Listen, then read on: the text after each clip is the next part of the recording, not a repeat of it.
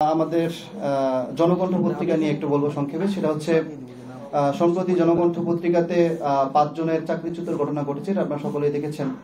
তো সেখানে বিষয়টা ভিন্নভাবে উপস্থাপন করা হয়েছে কিছু গণমাধ্যমে। এখানে শিশির ভাইও আছেন, জনকণ্ঠে সে একজন দায়িত্বে আছেন। তো সেখানে সেদিন শিশির ভাই সহ প্রায় 10 থেকে 15 জন সাংবাদিককে ব্লক করা হয়, তাদেরকে বের হতে দিবে না। কারণ কি ছিল, যে আওয়ামী লীগের যারা জড়িত সরাসরি প্রকাশ্যে রাজনীতি করেছে, এবং আমরা কিছু ফুটেজ এবং ছবি পেয়েছি যারা মূলত হকি স্টিক এবং দেশীয় অস্ত্র নিয়ে মিছিল করতেছিল দনিয়া এলাকা যাত্রাবাড়ির। সেগুলো যখন তাদেরকে বলা হলো যে আপনারা এই কাজগুলো করেছেন, আপনারা অফিস থেকে আপনারা রিজাইন দেন অথবা অফিস ব্যবস্থা নেবে। তো বিষয় হচ্ছে অফিস তাদের সেফটির জন্যই তাদেরকে যে কাঠামো রয়েছে চাকরিচ্যুত করার বা যে বিষয়গুলা সেটা মেনটেন করে তাদেরকে যখন লেটার দেওয়া হলো, তারা লেটারটা ছুঁড়ে ফেলে দিল এবং সাংবাদিকদের ব্লক করলো, এখান থেকে কাউকে বের হতে দিবে না। পরবর্তীতে যখন স্থানীয় প্রশাসন এবং ছাত্র জনতা গিয়ে তাদেরকে উদ্ধার করলো, তখন গণমাধ্যম বললো যে সাংবাদিকদের উপরে হাত তোলা হয়েছে, তাদেরকে বিভিন্নভাবে হেনস্থা করা হয়েছে।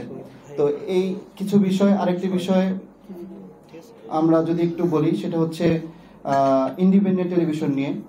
ইন্ডিপেন্ডেন্ট টেলিভিশনে 5 আগস্টের আগে একটি ডকুমেন্টারি হয়েছিল, যেখানে সেটা আবার ইংলিশে অনুবাদ করে তারা।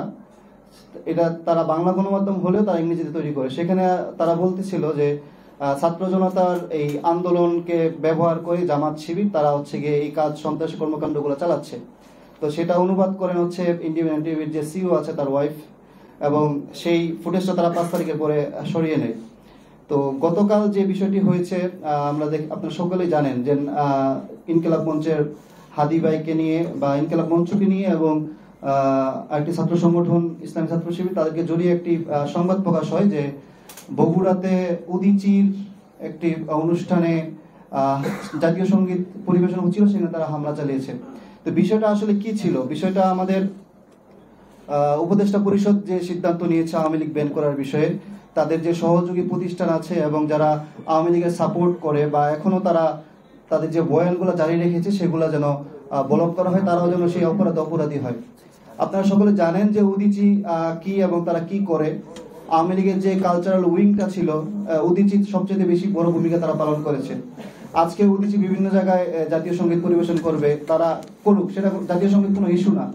ইস্যুটা হচ্ছে এখানে উদীচী ছিল যেন হচ্ছে আওয়ামী লীগের যে কালচারাল উইং যারা ফেসিবাদকে প্রতিষ্ঠিত করেছে তাদেরকে যেন মাঠে দাঁড়াতে না দেওয়া হয়, এর জন্য একটা ব্যবস্থা নেওয়ার জন্য। কিন্তু গণমাধ্যম উপস্থাপনা করছে জাতীয় সঙ্গীত গাওয়ার কারণে তাদের উপরে বাধা দেওয়া হয়েছে। বাধাটা আসলে জাতীয় সঙ্গীত ইস্যু ছিল না, ইস্যু ছিল উদীচী যে প্ল্যাটফর্ম তৈরি করেছে, ওখানে যে আওয়ামী লীগের বা অন্যান্য সহযোগী সংগঠনের লোকজন ছিল সেটা বন্ধ করা। এবং সেটা না করে আপনি বলতেছেন জাতীয় সঙ্গীত গাওয়ায় বাধা দিয়ে তারা এটা করেছে। এটা তো আসলে কোনোভাবেই কাম্য নয়।